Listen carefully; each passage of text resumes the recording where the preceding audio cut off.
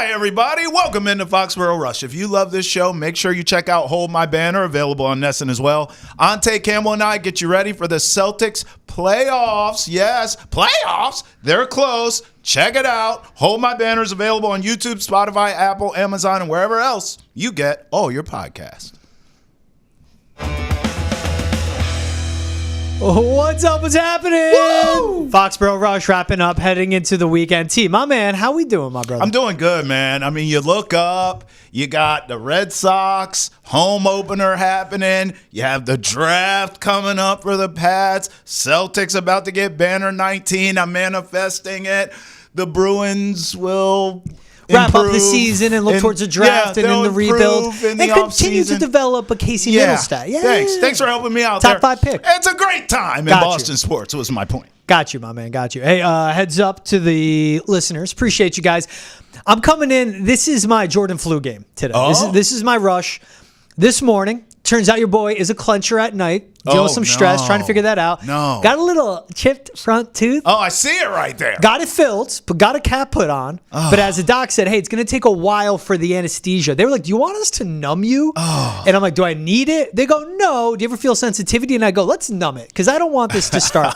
Anyway, upper lip is still a little numb. Oh. And it's just hanging. So if you hear me tripping, look, it is the afternoon. Mm-hmm. I didn't go out for happy hour at any bar in the Watertown area. I am locked in. I'm serious. Just want to give the heads up. Jordan flu game, no big deal. Trav and I are troopers. That's what it is, bro. You're tougher than a $2 steak. I got to give you props. Many other broadcasters would have called out. I will say, I was at a bar, unlike George, and I am hungover. But that's a norm for me. So kudos to you, George, for playing hurt. Hey, we got plenty to talk about in this episode, too, as we're both toughing through the elements. Yeah. A new QB2 in New England. And could the Patriots have gotten a bigger return? We're going to talk about the Joe Milton trade. Polarizing. No. Interesting. No. I'll say interesting. Okay. Don't love it. Oh, you don't? Kind of hate it. Okay. We'll get into that. All right. Josh McDaniels is speaking for the first time as a Patriots offensive coordinator once again. And the big topic, Trav, has to do with Rosetta Stone. We'll get to that. Little translations going on. Tease. Sean McGuire, the man from Nessun.com, stopping by. He spoke with PJ Mother effing Fleck. Oh, man. Yep. Row the boat, baby. Row the boat. Mini. Gophers. And obviously who we talked to him about is his big left tackle, Ersery. Yeah. All 6'8", 330 of them as he's heading into the NFL draft. So we have some interview from PJ Fleck, and Sean will stop by the show as well. And you know what? He is a resident Cowboy fan. Oh. So he's going to be talking some Joe Milton with us, too. I keep forgetting that. You know, I think S. Measy's perfect until someone reminds me that he's a Cowboy fan. I'm like, there's his flaw, George. Now I get it. I thought he was perfect. And he's from Connecticut. Confusing. And we got a mailbag, too. A lot of great comments. Love you guys for all the comments, especially after our first round mock, so we'll get into that. Trav, we will be talking some Ashton Ginty, I promise. Yes. You that. So let's start with the news that broke on Thursday. Okay. Joe Milton, the QB3 for the Patriots last season, the QB3 as it looked on the roster, traded to the Cowboys Joe Milton and a 7th-round pick to Dallas, and in return, the Patriots got a 5th-round pick, number 174 overall. Joe Milton will be backing up Dak Prescott. Josh Dobbs will be backing up Drake May. And the Patriots, with this trade, were able to move up 46 spots in the draft, which is good business. What interests me in all this, and we'll get to the other report. You saw Ian Rappaport up on your screen. Jordan Schultz was reporting the Patriots got better offers, as it's on your screen. My understanding, this is from Jordan Schultz, is since Joe Milton became available at the start of the offseason, teams that showed interest include the Raiders, Eagles, Giants no longer need a backup, Steelers, and Cowboys. The Patriots had a better offer for Milton, but chose to send him where he wanted out of respect for him, per source. Trav, Joe Milton, who Mike Vrabel just said, hey, we'll see how he looks April 7th when everyone's reporting. That's the first date for guys getting in. Off-season workouts. Yeah. Drafted for a 6th, played one game in the NFL, won that game, and was later traded for a 5th. What do you think? I hate it. I'm going to let you go through the compensation because this just feels like they broke even to me. It's confusing. Fair way to put it. I'll let you break all that down because, you know, I affectionately call you GM George, and you love this stuff. So you handle that. from the aspect of the player itself, I was a huge Joe Milton guy, as you know. And I liked when they drafted him. Lord knows, no one knows Joe Milton ripping the heart out of your chest more than me, because I bet on him a ton when he was at Tennessee. And this guy, I thought, watching Tennessee games, had scrambled eggs for brains. Some of his picks were the worst interceptions to this day I've ever seen in my life. I mean, plays where I would look and be like, where were you throwing to, bro? What were you doing there? But why I liked the draft pick, because it was a 6-rounder. He's built like Megatron, 6'5", 246, and I think that's modest. I think he's bigger and stronger than that. He can throw a football over those mountains, and I just felt like, okay, you draft him in the 6th, and you work on his decision-making. You work on his processing pre-snap. What do you see from the defense? What do you do if this safety drops down, or if this guy – I mean, you work with them. You develop them. That's going to be a theme here with my tirade, because they did everything right.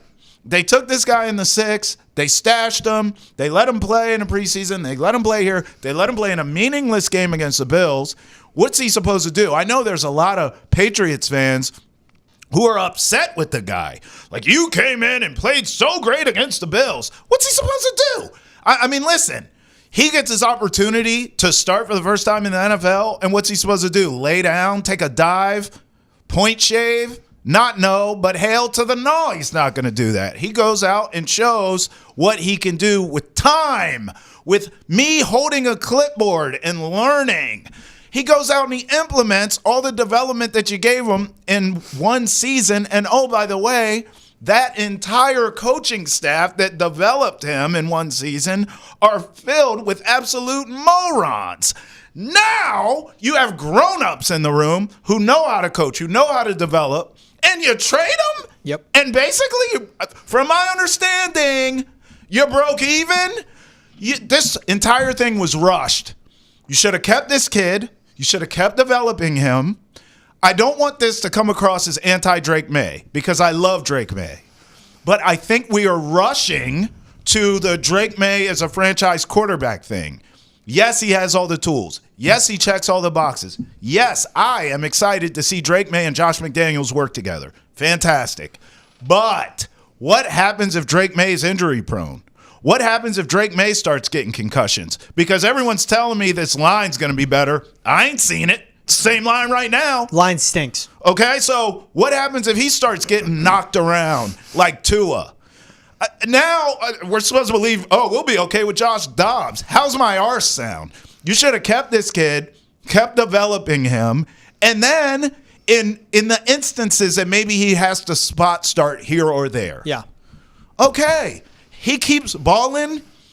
You think you would get more compensation by trading him later down the road? Yes, you would. But also, I could argue, if you hang on to him and he spot starts here or there and he looks good and you just hang on to him, you have a great backup. In this league, you have to have it. Don't sell me Josh Dobbs, who's already at his ceiling. He's already average. That's what he is. Yeah. Which is fine for a backup, I get it. But this kid could have had a higher ceiling, not only as your backup, but if another team wanted to get him, because he gave you a bigger sample size showing that he can play in this league, then you could have got more compensation back as a franchise. They rushed this from the beginning. They botched this. This kid, I don't know if it's Dallas or elsewhere. I think he's going to be just fine. I think Patriots fans will look back and think, damn, we had him. We should have held on to him. No Shaq, Sherlock. For the Cowboys end of this, kudos to them. This is the only time you'll ever hear me give the Cowboys props for anything ever. Whoa. But this is what they tried to do with Trey Lance. They didn't give up much to get Trey Lance. They brought him in. He was a project, and he sucks. And they figured out, you know what? He sucks. Let's go to the next project. Smart. I see some people suggesting Dak could get traded.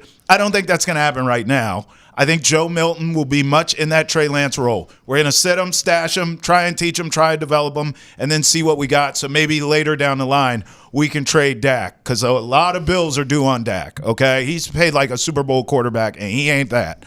So kudos to the Cowboys for this move. Shame on the Patriots. I just think it's too premature. On the Drake May side of things, on not developing this kid further side of things. And then in terms of the compensation they did not get, it was all rushed, all of it. You should have stashed this kid. He's cheap, too. What are you paying him? I mean, honestly, no one can convince me this was the right move. I hate it. I hate it. Very well and put. It stinks. Very well put, my friend. I think you nailed all of it. What got me was you trade him, and I go, now. Like, you're trading him now. Now, if you go to my Twitter, my immediate reaction was, cool, you traded him. You turned a 6th-round pick that played one game into a 5th. That's fine. That's good. That's good business. But why are you doing it now? All you need is one injury between now and the trade deadline. Facts. And this could have been a 4th. Yeah. Which is a big difference between a 5th and a 4th. Absolutely. Gosh, this could have been a 3rd if you put out some ridiculous tape in the preseason again. Mm-hmm. Anyone saying it would have been a 3rd-round pick this offseason was selling you snake oil. Yep. They were selling you BS. Then the report comes out of respect to Joe Milton. They sent him to Dallas because he wanted to go there. With all due respect to Joe Milton, the Patriots were looking out for a 6th-round pick that played one game in the NFL. Out of respect to that, they passed up on more? No, you guys have been terrible. You haven't won a playoff game since you won the Super Bowl in the 2018-2019 season. You haven't won a playoff game. Do what's best for the franchise. Get the largest return possible.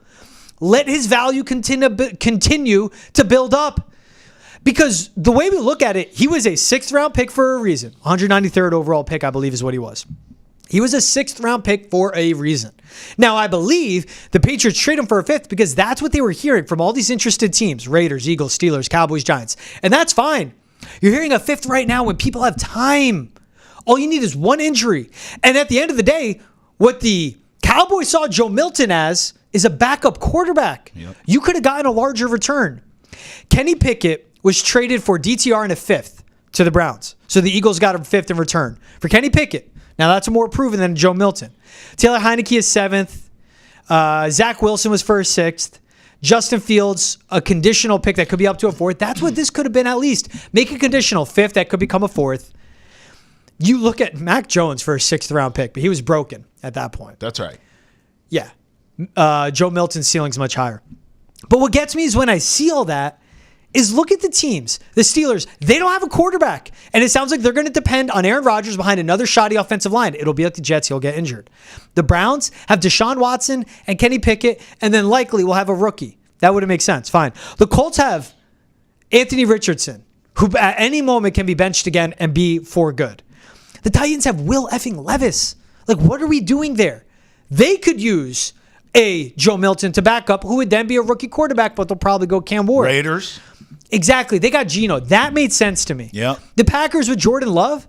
Man, Matt LaFleur was winning games with Malik Willis, who can't throw the ball more than 10 yards down the field. That's right. You could give him a quarterback that is athletic and can hurl the ball 75 yards downfield. Can he complete it 10 yards? No. He has his issues. Mm-hmm.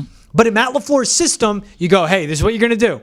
Yep. Turn your back, turn around. Right there will be Dontavian Wicks. That's what it's going to be, Joe. Do this. And he can execute that. Yep. The Buccaneers with Baker. The Panthers with Bryce Young. Yep. And Dave Canales, who's a quarterback whisperer. The Saints. The Rams with Stafford, who could get injured at any point. That's right. And again, maybe that could be a 4th. Then you got the Cardinals and Kyler Murray always getting injured. Yep. There are all those scenarios, whether he would be a backup or before the trade deadline, if someone goes down, you can trade him. Mm-hmm. The Patriots didn't do that. That's my issue with that. Mm-hmm. They didn't look out for themselves. And I honestly think, too, if more details were to come out about the other offers, Trav, what did they end up trading him for? Pick 174, right? Mm-hmm. We got better offers, but we did out of respect for him. What were the better offers? Maybe the picks 168, 157, right? Where it's not that stark of a difference. Yeah. As you can see, the tooth is tripping me up right now. New tooth. Wow. But so that's the thing where they say out of respect, they're trying to project to the rest of the league. Hey, if we trade you, we'll do right. Matt Judon went to Atlanta. That does matter. That does matter. I mean, you can't poo-poo that. That matters. These guys, you talk about not being able to get free agents now. But they're selling us BS. We passed up on better offers. Were they actually better offers? Right. This is the best one I think they got. But they pulled the trigger way too early. It's too early. Yeah, exactly. Regardless. Here's the other part of this. And I love Mike Vrabel. I love the hire. I know we're going to hear from Josh McDaniels. I love that hire. But coaches have egos too, right? Yeah. We always talk about the players and believing in themselves and how so petty many. some of these guys are competitively speaking. Like, what part of coaches don't you want to coach? Meaning, Gerard Mayo and his crew had this guy look pretty good. Now, you could say it was Bill's second team and all that. I don't give a damn. It's the NFL. And he was put in a situation to play against who he has to play against, okay? So whether you're playing on all Madden or all rookie, you're playing what you're playing. Can you make it happen? And he did, all right? So I'm not going to knock Joe Milton for that. But if I'm Josh McDaniels and Mike Vrabel, I want my chance. I want to keep this kid who's really cheap right now and who's built like RoboCop, and I'm going to try and develop him. Like, I just don't understand this rush to get Joe Milton out of here. Which leads me to the conspiracy theory in me. The conspiracy theorist in me is like, was he almost a threat? Was he so damn good and so damn big and so damn physical that they said, we don't want any potential quarterback issues here. Let's go get a mediocre veteran who could work at NASA. He's so smart. And he won't rock the boat. No one's going to say, if Drake May goes down for 3 or 4 games, knock on wood, it doesn't happen. But if it happens, and if Milton comes in for those handful of games and balls, we may have a problem. If Dobbs comes in for a handful of games and balls out, no one's going to say, stick with him. Let's stick with the NASA guy. No, they're going to say, thanks. You did your job. Go get me some Gatorade. Drake, come on, baby. Is that some of this at play? I don't know the answers. I'm just saying, if I'm the coaching staff, current, I want a chance to mold this giant piece of clay. And they passed up on that for what? You didn't even get a good payback. I think this is a stupid trade. I'm telling you. I think they made a mistake with this. And thank God he's in the NFC. Because if you had sent this guy to Pittsburgh or wherever and he started balling, you wouldn't hear the end of me. You wouldn't. If you're enjoying the show, be sure to check out Nesson's daily sports podcast, Boston Has Entered the Chat. We talk about all the trending sports news in Boston and around the country, available on Amazon, Apple, Spotify, Twitch, YouTube, and wherever else you get your podcasts. I want to get Joe Milton on the show just to have a combo between you two, you and him. I like him. Yeah, I don't know why everyone's hating on him. On your conspiracy theory, real quick, I say no way, because if that was all true, they would know they could get more than a fifth for him, right? Yeah. If he's that big of a threat, but Drake's the guy.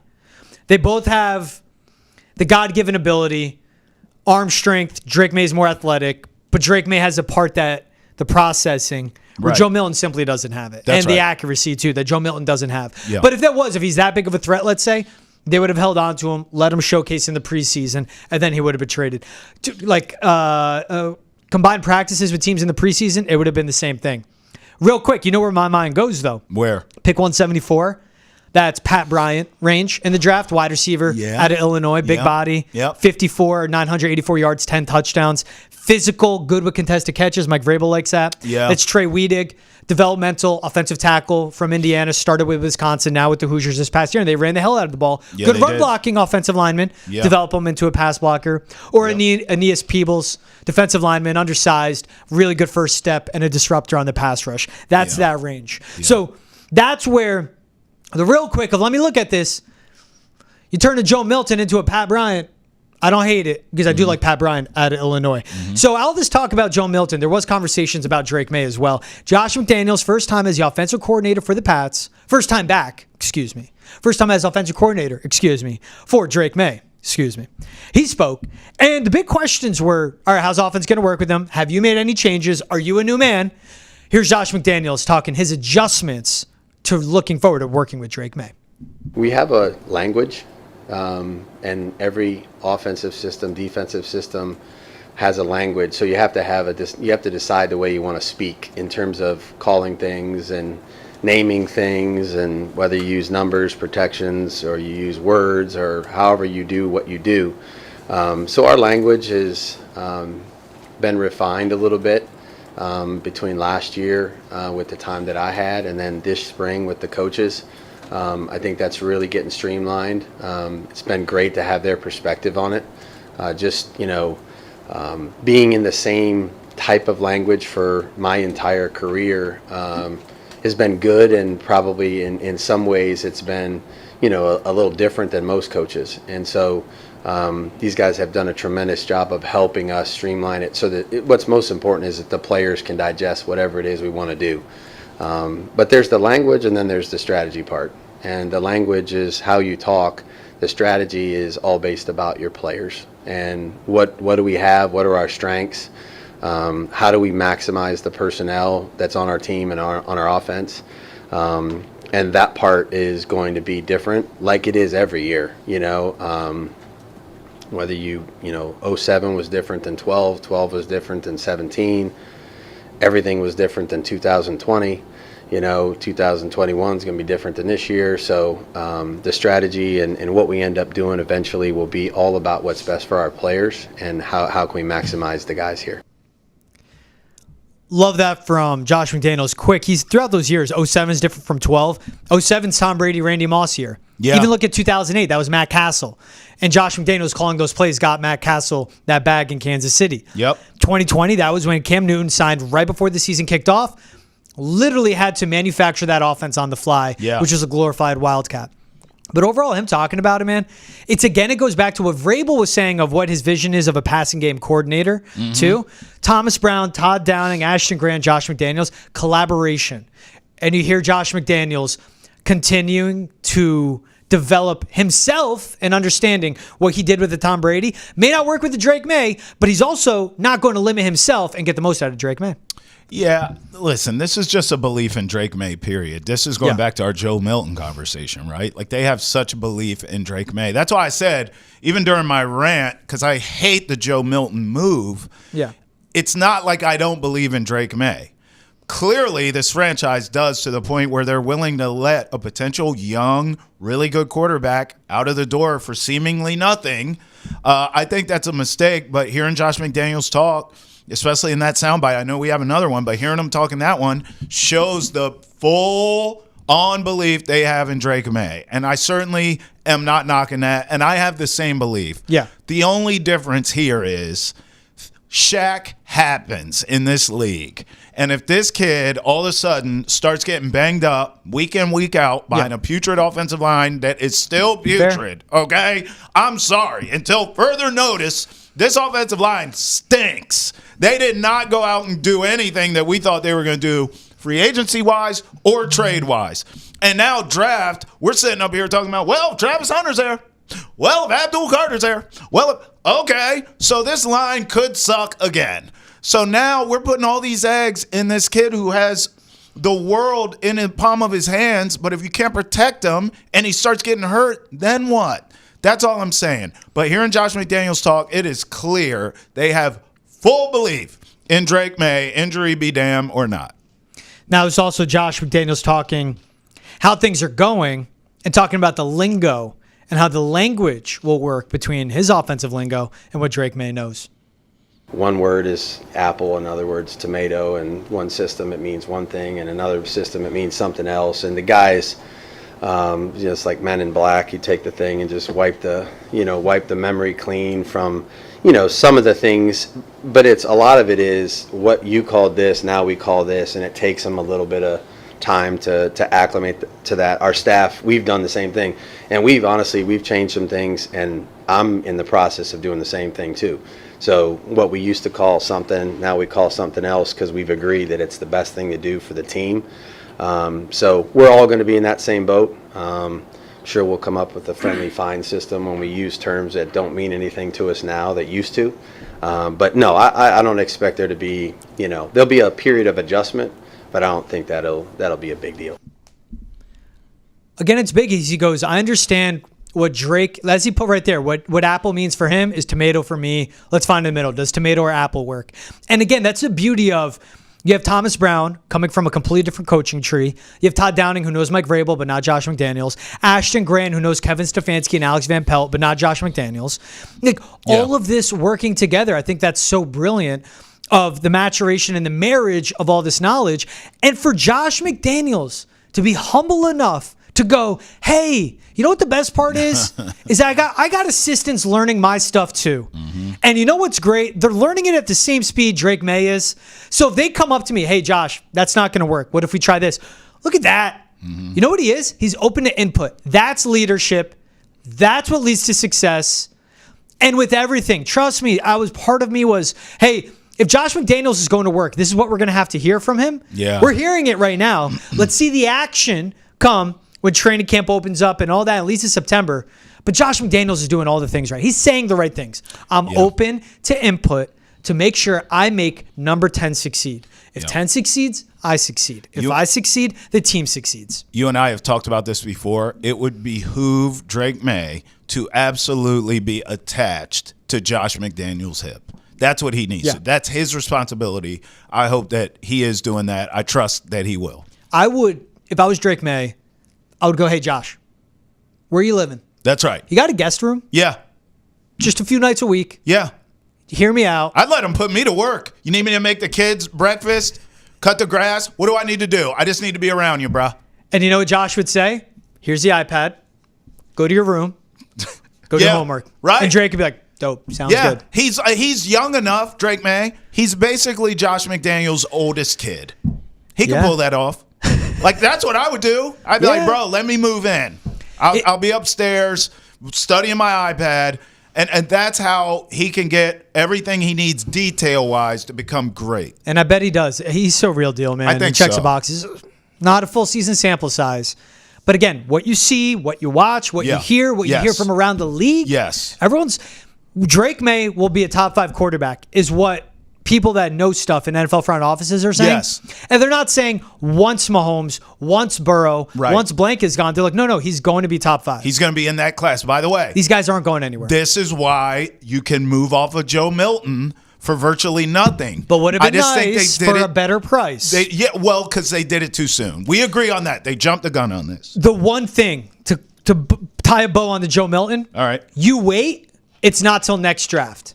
With that extra 5th, if you can turn that extra 5th with your 5th into trading up in the 4th, putting stuff together, etc., maybe you throw a player in the mix, and then that gets you to move up to the 4th or 3rd, and then those two together get you a interior offensive lineman you need. The book's not closed. The book's not closed on the Joe Milton trade. We'll see what they do with the 5th.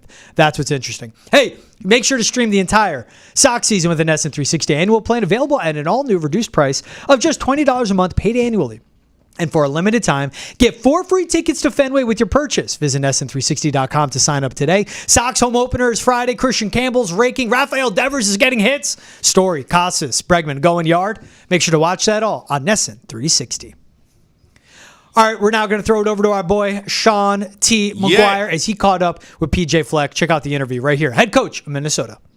3-star recruit coming out of high school, so obviously a good player. But his first season, honorable mention in the Big Ten. Then all the way to last season, he's a first teamer. And now we're talking about a potential first rounder, early second round pick. So obviously, you and your staff took a 3-star high school recruit to a potential first round pick, and just kind of that speaks a lot to the development. So I guess just to kind of narrow down on it, what are some of the big ways that you have seen him develop, and specifically, I guess, kind of on the field?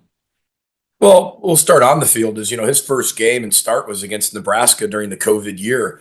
And here he is as a redshirt freshman, just this big kid, 285 pounds, and now he's 335. But Ariante, we knew he was so athletic that the way he was going to develop is some people can develop sitting behind somebody and watching, and they have to do that because they're not physically ready.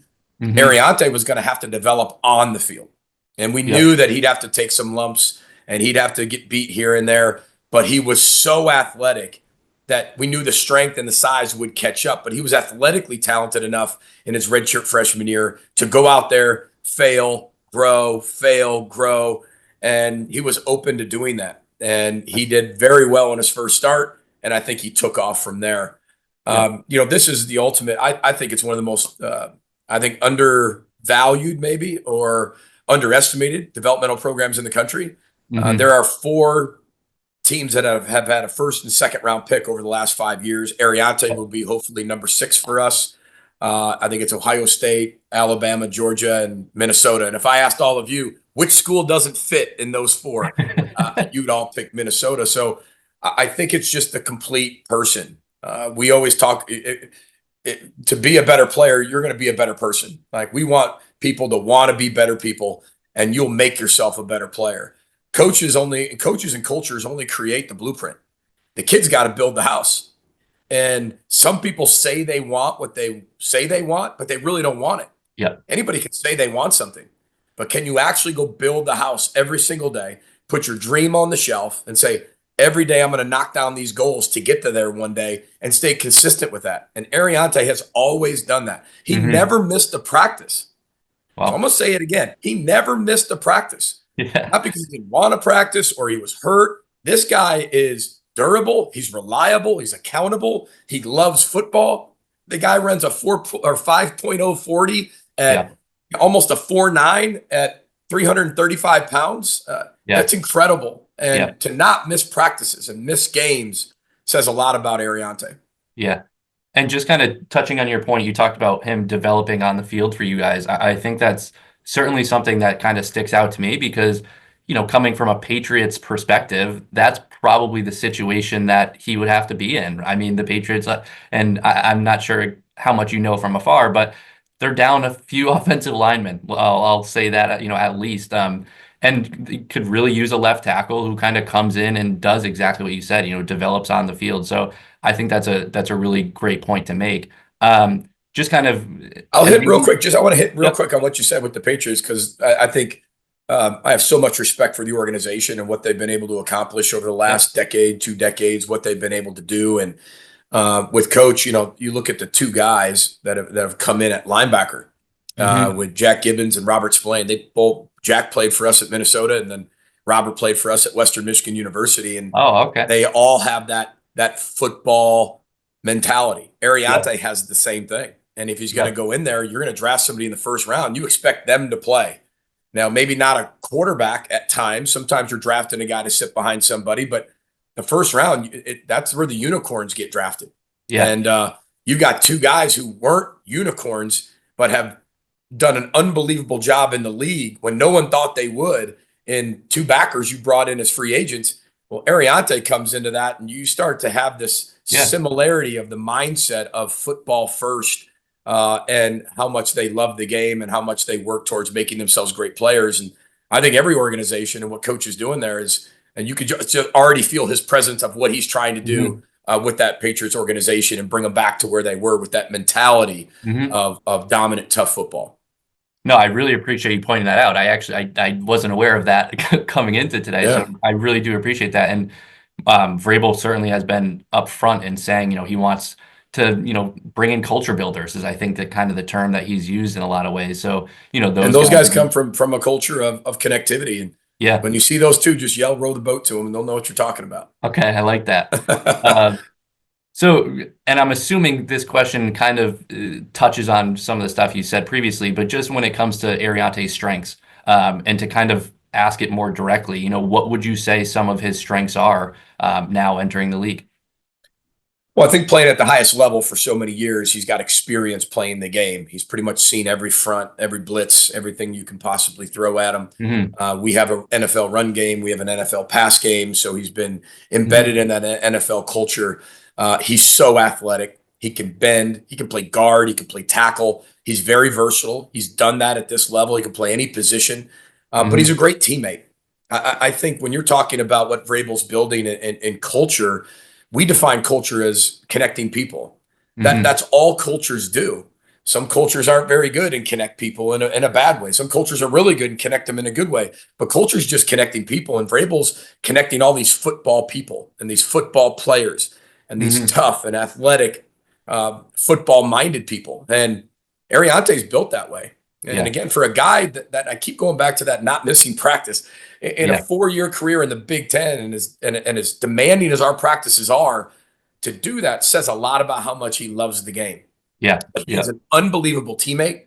And the one thing you're all going to love about him if he happens to go to the Patriots is his personality is off the charts.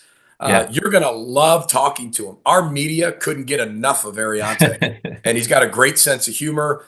And he's really going to connect that offensive line room. It's going to be a lot of fun to see what happens with him.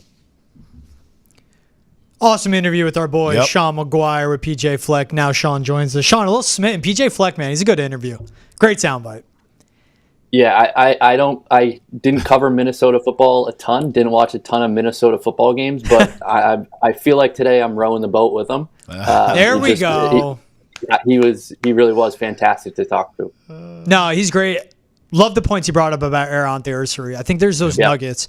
And what you'll get with these guys, like talking to Bill O'Brien at the Pro Day, like these guys are going to sell their dudes, and it's very right so. I mean, Ersery busted his butt for 5 years at that program, played 37 games the last 3 seasons, starting at tackle for him, never missed a practice, as he pointed out. When he brings up the athleticism, it's not just his massive frame, 6'6", 340. Yeah. Long arms, 33 and an 1/8 inch arm, so just beats 33 inch arms, but the wingspan, 81 and 4/8 inch wingspan. 80 plus is what you want for your offensive tackle. That comes with a big frame. Yep. He talks about his 40 being just 501. I mean, I think that was the 10th best 40-yard dash. He had the 10th best 10-yard split. He had the 7th best broad jump amongst all offensive tackles. When you're at 340 pounds and you're doing that, that shows athleticism. That shows his flexibility. What else stuck out to you from that conversation with PJ Fleck? That wasn't all of it. So, by the way, after the show, go check it out on Essen's YouTube page. But what else jumped out to you from your convo with Coach Fleck? Just to touch on the measurables and things too. His and I want to make sure I phrase this right, but his 40-yard dash was the fastest time of anyone 6'6", 330 pounds or more since 2003. So it was also the 3rd fastest among offensive tackles, behind only Armand Membu and Will Campbell this year. So just to re-emphasize your measurables, I mean, he's enormous, but he's athletic. And I think the biggest thing that stuck out to me, and I'm glad we played the clip, was just him talking about the development and how that development came on the field. And I just he almost kind of said that like unprompted. And when I heard it, it just took me back, because it's like, this is a very relevant nugget of information when you're looking at it from a Patriots standpoint, because the reality is, if he's drafted, late first, early second round, the Patriots will have to throw him in at left tackle, and he would have to, now he also has 38 games of left tackle experience in the Big Ten. So he's certainly more experienced now than when, PJ Fleck and company got him 5 years ago. But I think that point really kind of sticks out to me, that, he was able to develop on the field, and that's what helped him best. As Coach said, some players are, better. Some players develop better kind of behind the scenes when they're able to, watch and learn and, be behind someone else in front of them. But when it comes to, him, that wasn't the case. And when it comes to Ersery, it wasn't the case. So I think that's like, one of the big things that stuck out to me. Well, Smizzle, welcome to the Golden Gophers family, because as you know, everything comes back to gambling for me. I've been making money on Minnesota for years when they're at home. In fact, this season, just off top of the dome, they covered for me twice. SC, they play USC, and they covered against Penn State. I don't remember if they won the games. I don't give a damn. Great teams covered. That's it. So you need to welcome to the family. You need to hop on that. I want to ask you about Joe Milton, because unfortunately you are a Cowboys fan. However, for today, I think it's helpful because I thought they rushed trading this guy. I thought they should have held on to him, keep developing him. If anything, I would like to see him with a competent offensive coordinator and like grown-ups in the room as coaches in terms of player development, because that's really what Joe Milton is. He's a project. He needs time. You gotta marinate him. You know what I mean? You gotta let him. You gotta let him learn everything. And instead, they trade him, which feels like nothing to me. I feel like if they had held on to him and developed him, and we had a bigger sample size of the kid, you could have got more down the line, or you could have decided to hang on to him. Did it feel rushed to you? Give me both angles of this. Give me a Patriots angle, and then give me a Cowboys angle to this move. Patriots first. I think in a perfect world, would you have liked to keep him? I think the answer is yes. But, you've seen some reports come out that Joe Milton essentially wanted out. And when the Patriots bring in Josh Dobbs, you can't blame Joe Milton for wanting out. So I just think when it comes down to it, they didn't really align. Like the Patriots wanted a veteran, so that's why they went out and got Josh Dobbs, and Joe Milton didn't want to be the third string, so that's why he wanted out. And I understand both sides. Like, and I just like, the return of it, it's nothing, nothing great. It's pretty much just breaking even. You turn a fifth rounder into, you turn a sixth rounder into a fifth rounder. So that's tough to get like overly excited about.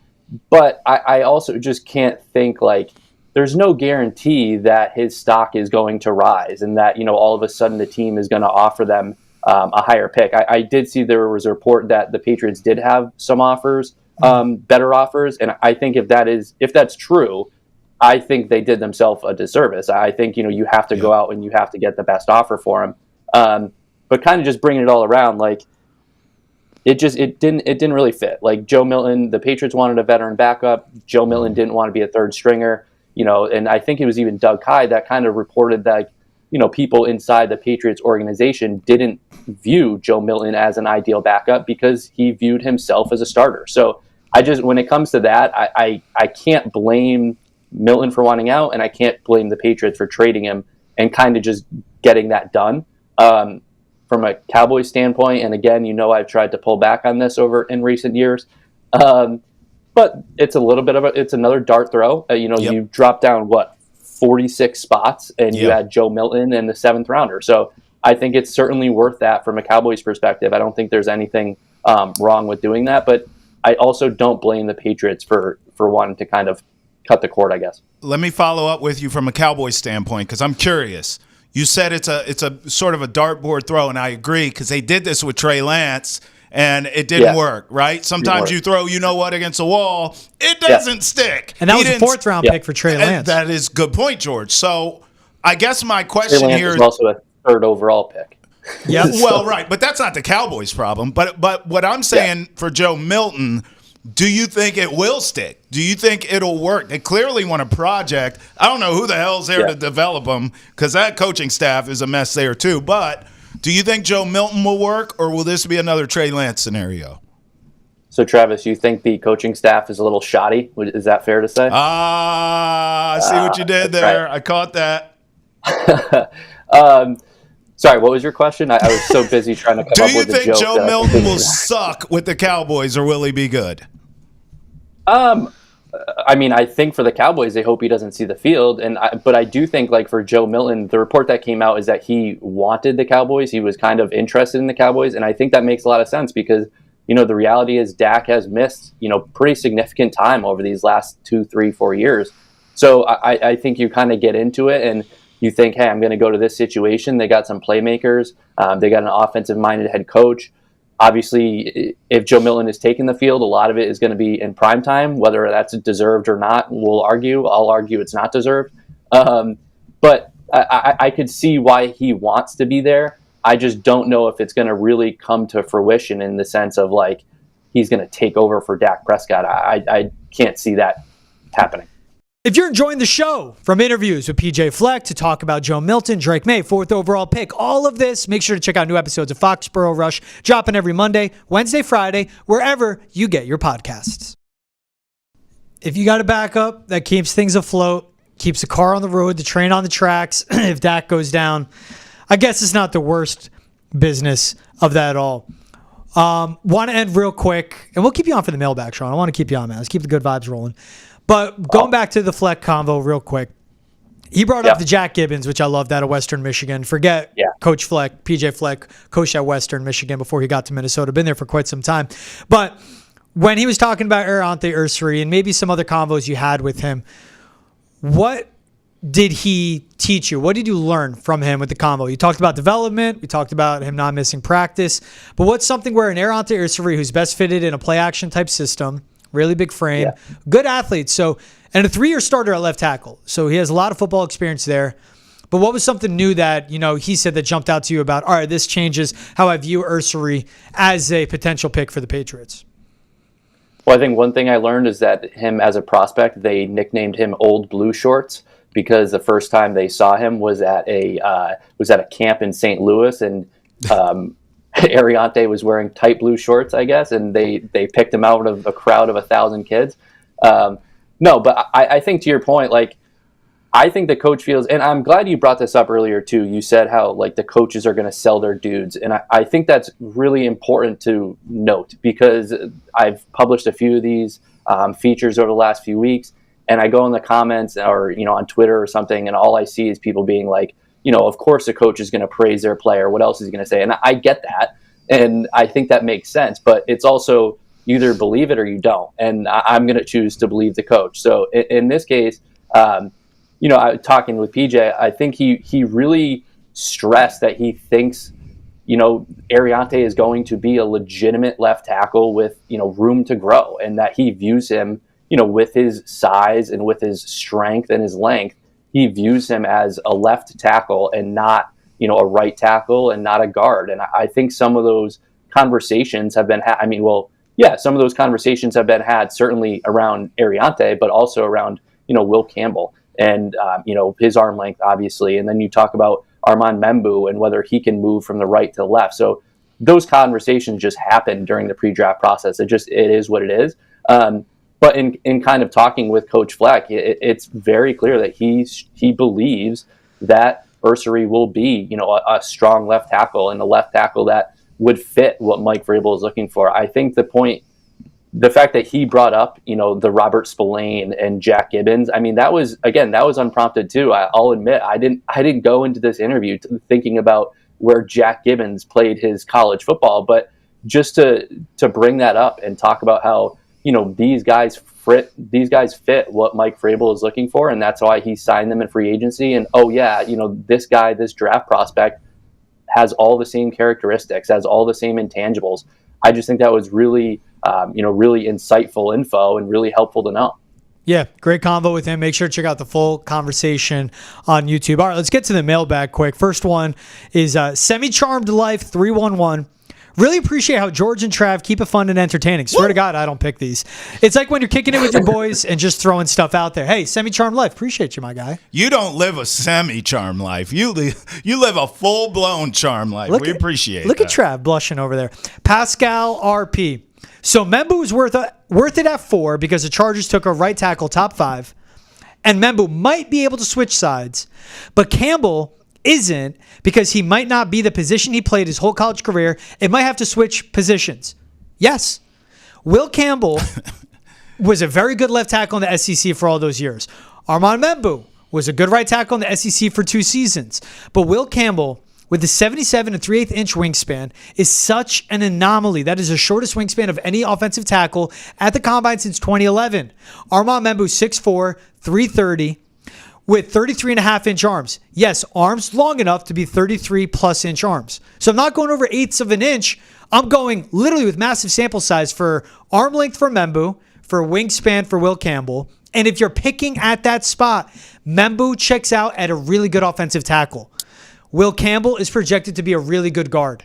This team needs a tackle. And Membu is still young in his football life, just turned 21, will be a 21-year-old rookie, still raw, has the athleticism to develop. So that's why I go with Membu, yes, as a top 5 pick, but Will Campbell not. And Joe Alt was a left tackle in college, and they moved him to the right side because they had Rashawn Slater left tackle. You need good tackles in the NFL. Mekhi Becton just won a Super Bowl because he was sandwiched in between an all-world tackle and a really good center for Philly. That's how it works in the NFL. Anything from you guys? Oh, well, number 4 is too high for either guy as far as I'm concerned. I'd rather have Travis Hunter or Abdul Carter. That's just me. Sean, you get the next one. Go ahead, George.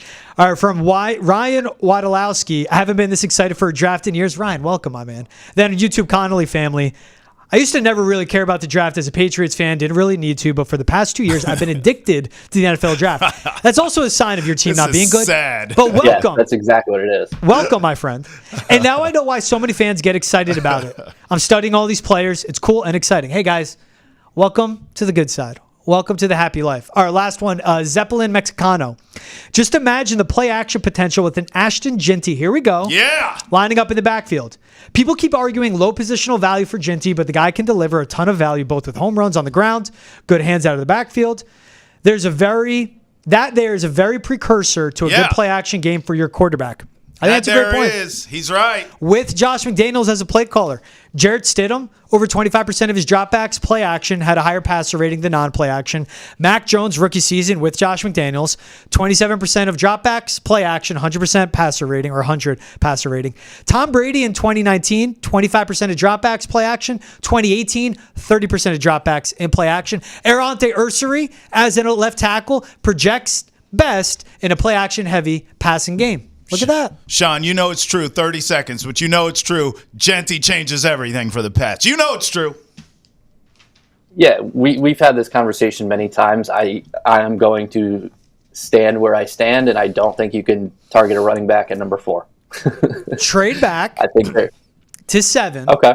Yes. Take Genty. Yes. You will have a second-round pick. Yes. Take that second and your third. You have 2 and 2 now. Yeah. Trade into the first. You get Ersery. Oh. You still have a second-round pick. Oh. Get Jaden Higgins. Left tackle, running back, wide receiver. Call that the trifecta. It's possible. In that trade back scenario that you just thought of on the top of your trading head, with the Jets. Is Warren available at 7? Oh. And that's another good one. That could be the same thing.